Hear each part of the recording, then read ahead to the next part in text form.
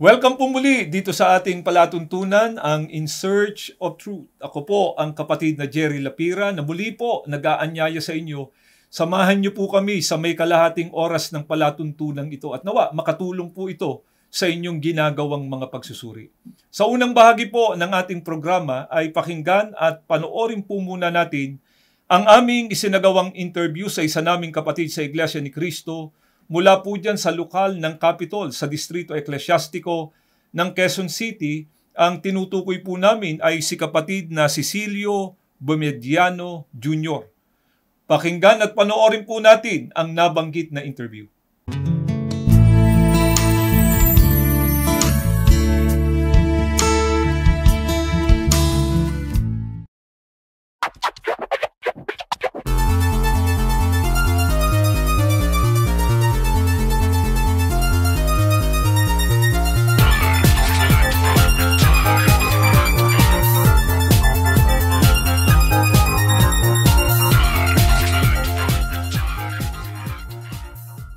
Ako po si kapatid na Cecilio D. Bomediano Jr. mula sa lokal ng Capitol, distrito ng Quezon City. Ako po ay undergraduate po ng civil engineering po. Nasa construction business po. Ang may bahay ko po ay si kapatid na Mary Jane Salvador Bomediano. Ako po ay 4 na pong taon na po sa Iglesia ni Cristo po. Ang dati ko pong reliyon ay Roman Catholic po. Nagsisimba po kami tuwing linggo at may prosesyon ay sama-sama kami. Bubuhat ng Ave Maria ba yun, na binubuhat namin sa simbahan. Opo, tuwing linggo po yun, sinasama kami ng ang aking ama, aking ina. Ginagawa po namin yun, mga magulang ko po talagang mga Katoliko po. Opo. Masigla po sila. Kaya kami naman po ay sumasama rin. Bilang mga anak, yun, sumasama kami ron. Ang reliyon sa amin noon po ay susunod na kami sa aming magulang. Opo. Tapos nung may sa amin nag-anyaya. Ikot-ikot sila doon sa aming baryo. Mga kaanib sa Iglesia ni Cristo, dumaan doon sa bahay namin. Sabi ng tatay ko, "Anak, sino mga yan?" "Mga Iglesia ni Cristo daw po sila." Sige, papuntahin mo rito at didibati daw sila kasi yung tatay ko magaling po sa debate yun . Talagang buong Biblia ay binabasa niya yun. Talagang alam niya. So, kami. Nagdidebate sila doon. Isang manggagawa lang po ang nakaano sa kanya, ang nakakay po sa kanya. Ang tatay ko po noon ay isang manguusig talaga sa mga taga-Iglesia ni Cristo po. Ang tatay ko po ay dati ay isang barangay chairman at isang manguusig po sa Iglesia ni Cristo. Sa Mindanao po, doon sa Balason, sa Misamis Oriental po, Ingog City. Doon. Sabi niya, didibatihin ko yung magagawa niya. Nalala ko si Dani Pamularcano pa yung doon. Isang manggagawa pa lang. Nagtaka naman ako bakit araw-araw na doon, na yung tatay ko, na nagpatuloy sa pagdudoktrina. Pati na kaming mga anak, na niya, sinama na niya. Lahat na kami. O sige, makinig kayo. Mga kasama ko po ng mga kabataan noon ay mga Iglesia ni Cristo, mga binhi, ay inaano ako na Diyos nga daw ang paniniwala ko kay Cristo ay Diyos. Ang sabi naman ay tao. Ang sabi sa hindi, Diyos si Cristo, sabi ko. Diyos talaga. Hindi, mayroon ba naman Diyos na namamatay? Si Cristo ba ay namatay? Oo, namatay si Cristo. O paano mo nga maano na Diyos si Cristo ay namatay? Doon ko po hindi naman, dapat ang Diyos hindi namamatay. Sa panahon po ng doktrina ko, doon ko nalaman na si Kristo ay tao, hindi sa Diyos. Napakinggan ko sa doktrina, nasa malayong silangan o Far East, mayroon isang kawan. Ang kawan ay Iglesia ni Cristo. Yun po ang nakatawag pansin sa akin. Kaya po, tuloy-tuloy lang po ang pakikinig ko hanggang sa ako'y mabautisman po. Nung kami po ay dinutrinahan, pinapakita po sa amin talaga sa Biblia. Nasa Biblia talaga, talata by talata talaga. Doon po talaga ako na ano na, yung tatay ko kasi po mayroon sa Biblia din eh. Oh, may Biblia siya. Talaga ko inaano ay kino-compare talaga niya kung yan ay totoo. Totoo. Kaya doon ako na ano talaga na totoo. Nabutisman po ako noon nung March 17, 1983 sa Gingog City, Misamis Oriental po. Pagkalipas po ng maraming taon, di po ako nagkamali sa pag-anib sa loob ng Iglesia ni Cristo. Dahil maraming mga pagsubok sa aking dumaan, hindi po kami pinabayaan po ng Ama, ng Panginoon Diyos po natin po. Hanggang ngayon po, talagang ang pagmamahal niya sa amin. Kaya kami naman po ay sumusunod talaga sa mga utos niya po. Hindi po kami nagbabaya sa mga pagsamba, sa paglilingkod. At nagpanata kami na sana Ama, bigyan mo po kami ng hanap buhay na talagang hindi namin mapabayaan ang aming mga paglilingkod. Kaya binigyan niya kami, inangat po niya kami. Ay hindi nga ako makapaniwala ngayon sa mga biyayang binigay niya sa amin. Napatunayan ko po na sumunod ka sa Panginoon. Sumunod ka lang sa Panginoon ay hindi ka niya pababayaan. Mula sa mga biyaya po, ako po ay tumutulong sa mga gawain. Sa mga palagana po, marami na po akong napabutismuhan. Lahat po na aking mga tauhan ay inaakay ko po. Lahat po sila. Ako po mismo nagpakita ng halimbawa sa kanila. Kaya madali ko na po silang naakay po. Pangako ko po sa Panginoon Diyos, susundin ko siya hanggang sa wakas ng aking buhay. At sa pamahala po, lagi po kaming mapapasakop. Ang napanood at napakinggan po natin ay ang aming sinagawang interview kay kapatid na Cecilio Bumediano Jr. mula po dyan sa lokal ng Iglesia ni Cristo sa Capitol, sa Distrito Eclesiastico ng Quezon City. At sa aming pong pagbabalik ay isasagawa na po natin ang pag-aaral ng mga salita ng ating Panginoong Diyos. Huwag po kayong bibitiw, magbabalik po ang programang ito pagkatapos na makapagpakilala ng aming himpilan. Nakikinig kayo sa Iglesia ni Cristo Radio, DZEM 954, ang tinig ng katotohanan.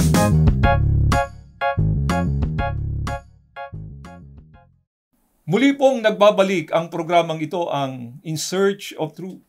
Sa pagkakataong ito, binabati po namin ang lahat ng mga kapatid namin sa Iglesia ni Cristo na nasa iba't ibang panig ng mundo. Gayon din po yung mga panayan na sumusubaybay sa palatuntunan ito. At gayon din po, binabati namin ang sambahayan ni kapatid na Cecilio Bumediano Jr. Siya po ay isang masiglang kaanib sa Iglesia ni Cristo mula po dyan sa lokal ng Capitol sa Distrito Eclesiastico ng Quezon City. Nabanggit po kanina ni kapatid na Cecilio Bumediano Jr.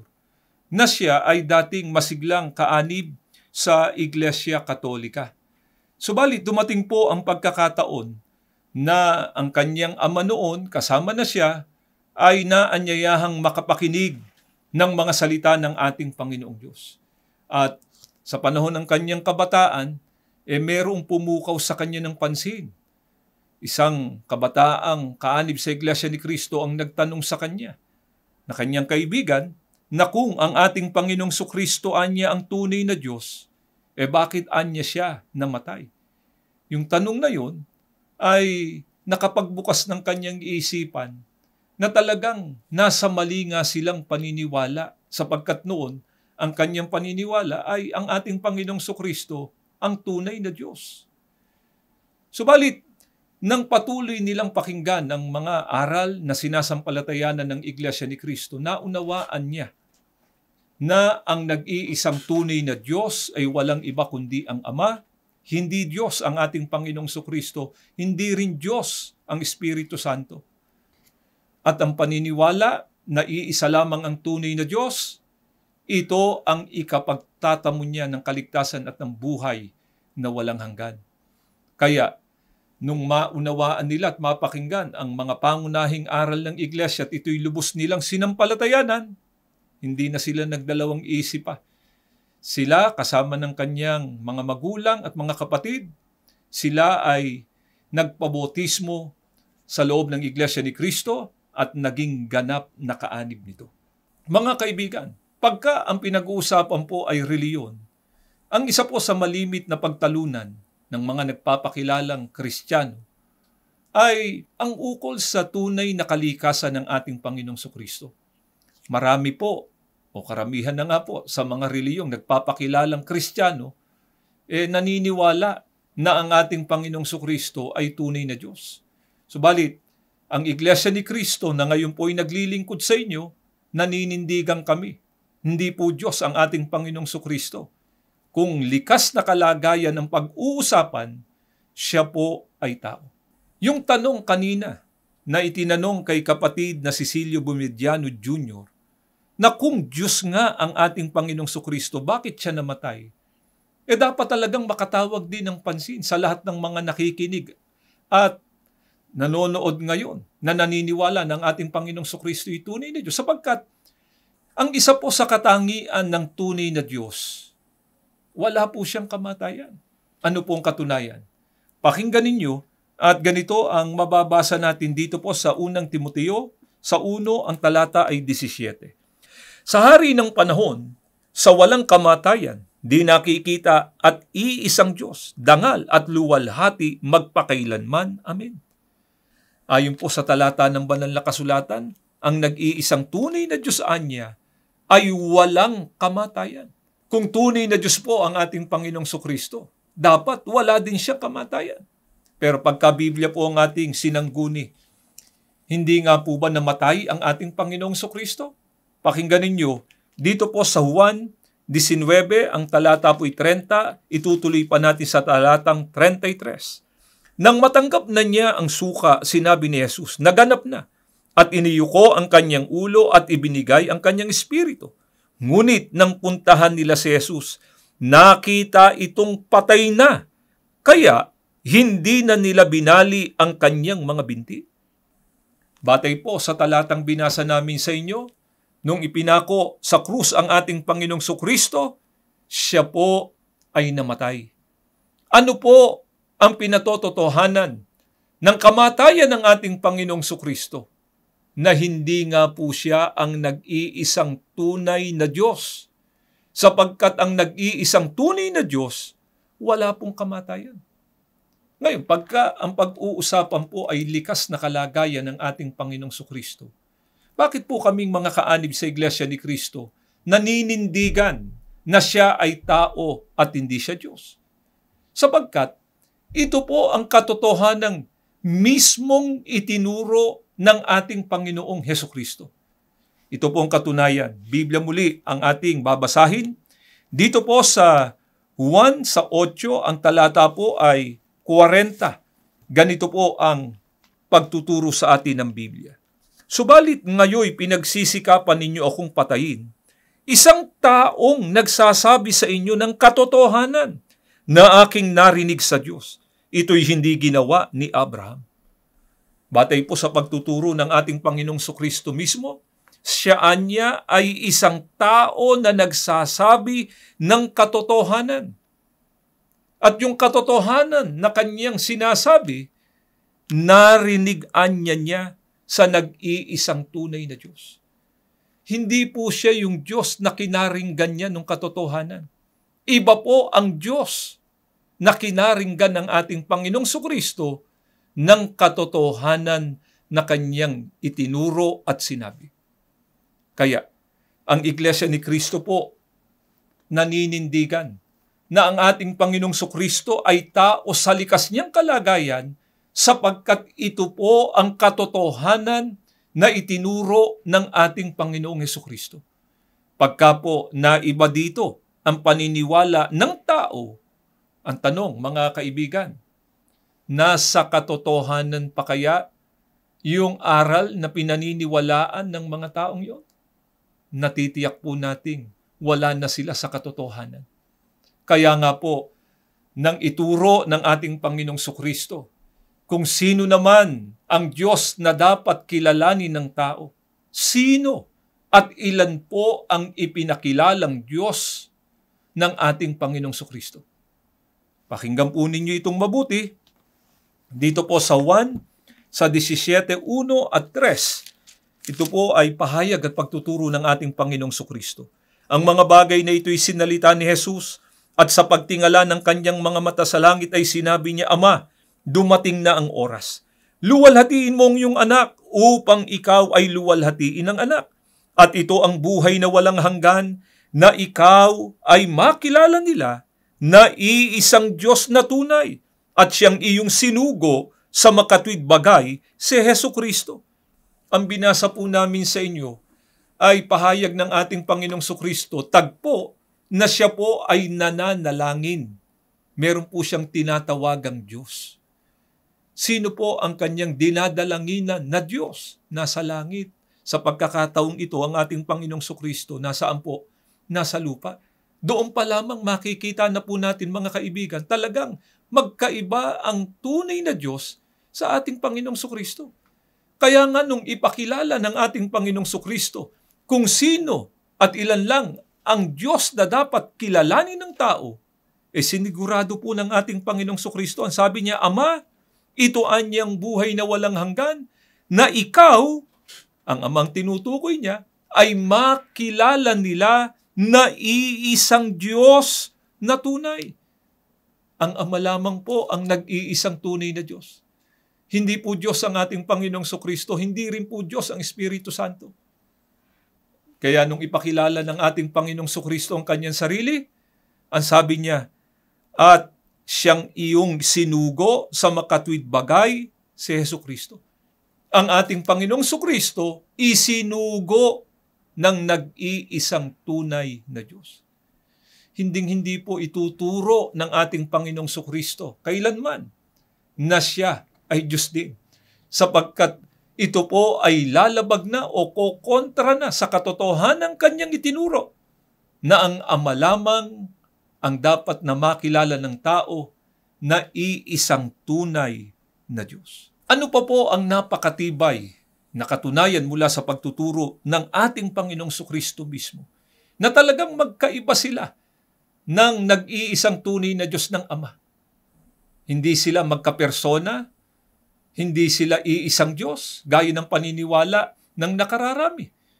Pakinggan po ninyo, dito po sa Juan, sa 20, ang talata po ay 17, pagtuturo pa rin po ito ng ating Panginoong Sukristo, pakinggan ninyo. Sinabi sa kanya ni Jesus, Huwag mo akong hipuin, sapagkat hindi pa ako nakaakyat sa Ama. Ngunit, pumaroon ka sa aking mga kapatid at sabihin mo sa kanila, Aakyat ako sa aking Ama at inyong Ama, at aking Diyos at inyong Diyos. Ito pa po ang napakatibay na katunayan mula sa pagtuturo mismo ng ating Panginoong Sukristo na hindi nga siya ang nag-iisang tunay na Diyos. Iba siya sa nag-iisang tunay na Diyos sa Ama. Ang sabi ng ating Panginoong Sukristo, kung inyong napansin, aakyatan niya ako sa aking Ama, inyong Ama. Kung siya na po mismo yung tunay na Diyos, mga kaibigan, sino pa yung Diyos na kanyang aakyatan doon sa langit? Kaya nga po, kung sa Biblia lamang talaga magsasalig ng paniniwala ang mga tao, ukol sa kung papaano dapat kilalanin ang ating Panginoong Sukristo, hindi po magkakamali ang sinuman na tanggapin at paniwalaan na ang ating Panginoong Sukristo ay tunay na Diyos, sapagkat maliwanag po na itinuturo ng banal na kasulatan, itinuro mismo ng ating Panginoong Sukristo na ang nag-iisang tunay na Diyos walang iba kundi ang Ama. Maliban po sa Ama, wala nang ibang Diyos pa. Hindi po totoo, wala po sa Biblia yung aral at paniniwala na ang Diyos di umano mayroong pong 3 persona. Ang sinasabi naman po nung iba ay ganito, bakit daw kaming mga kaanib sa Iglesia ni Cristo ay napaka-partikular sa kung ano ang nakasulat dito sa Biblia? Wala naman daw problema kung dumami ang Diyos na kinikilala ng mga tao, kahit daw hindi masang-ayon sa mga katotohanang nakasulat sa banal na kasulatan.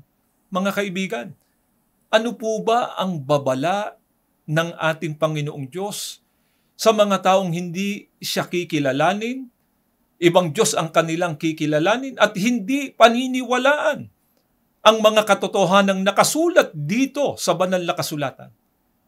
Pakinggan po ninyo.